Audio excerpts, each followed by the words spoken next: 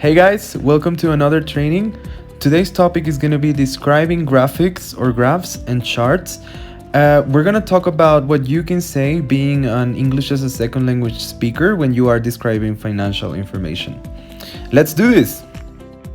So there are different kinds of charts. On the screen you can see the most typical ones. We have a pie chart, a bar chart, a column, a line chart, area, and donut.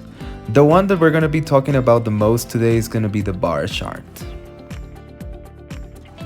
On a graphic, there are three types of trends that could possibly be there. One of them is an upward trend or an increasing trend. The other one is a flat trend, so no movement there. And the last one is a downward trend, so a decreasing trend. Okay, the first thing that we got to do is draw people's attention to the graph or the chart that you have on the screen.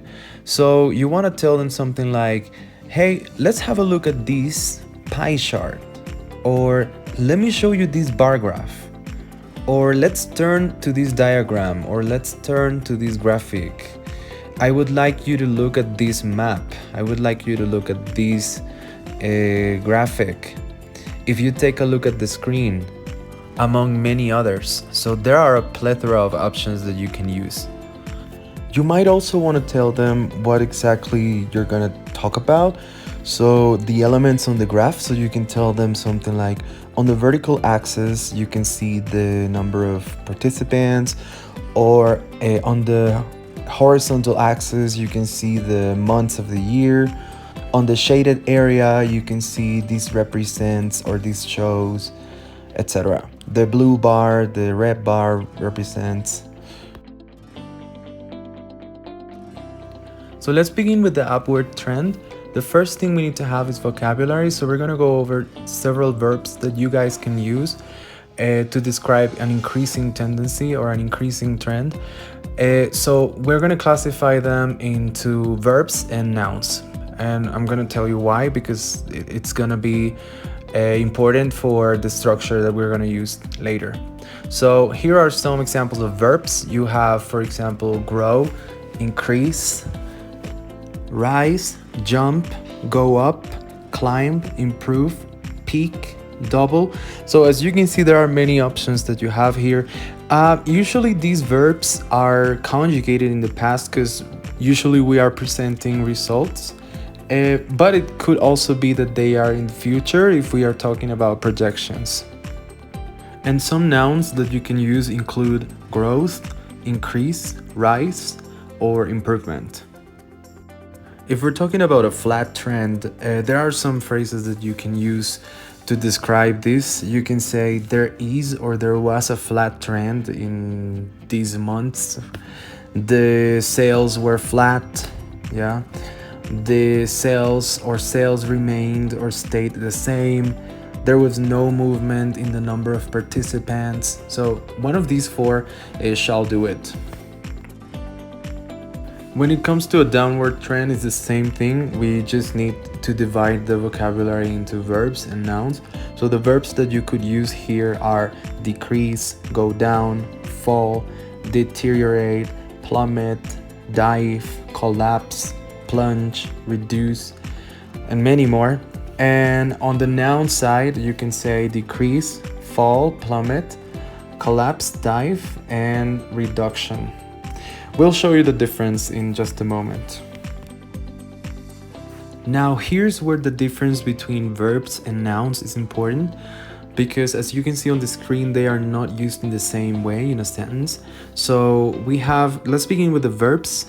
Verbs can be used, as you can see on the screen. The underscore part refers to what you are talking about. So maybe it's sales or number of participants or budget. It depends what you're talking about, but it can go there. Plus a verb, so it would be something like sales went down in the last 2 months, or the number of participants plummeted in February. Yeah, and normally, like as I told you before, the verb is in past because we're talking about results, so we need to conjugate it.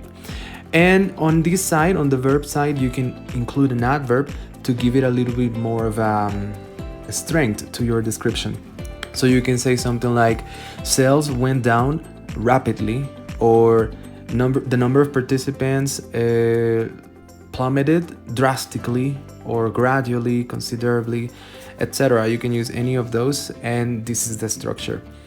On the adjective side, you can say something like these are the typical phrases: we experienced a, we saw a, there was a, or we had a.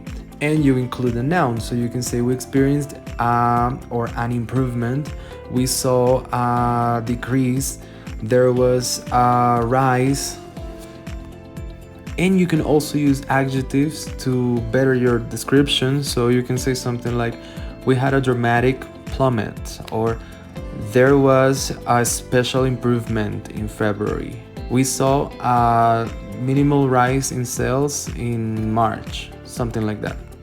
And if you're gonna specify the numbers, you can use different prepositions for this. If you use the verbs structure, so you have two options, you have to or by. If you say sales went down and you want to specify the number that is showing on the screen, you can say to, referring to the final results. So in the graphic, you can say, as you can see there, I don't know, February is 20%. So you can say sales went down to 20% in February. And if you want to talk about the difference between the two numbers, in this case January and February, 25 and 20, the difference is 5 percentage points. So you can say something like sales went down significantly by 5 percentage points.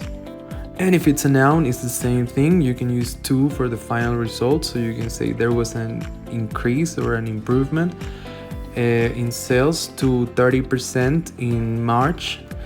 Or you can use of if you're talking about the difference between the two numbers. So you can say we experienced a huge improvement in sales of 10 percentage points between February and March.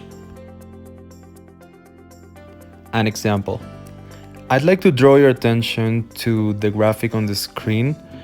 As you can see there, we're going to talk about the number of policies that have been sold in the last 6 months, starting from February. The vertical axis represents the number of policies, and the horizontal axis the months. In February, the number of policies sold was 50. Then in March, sales went down by 8 policies. We only sold 42. And in April, the number of sales decreased drastically to 20. We only sold 20. And in May, it went up to 28. And June and July were our best months because we had an improvement in sales to 66 and 80 in July. And we expect that this upward trend will continue for the next 4 months. That's all for now, folks. Let's describe some graphs. Thank you, and until next time.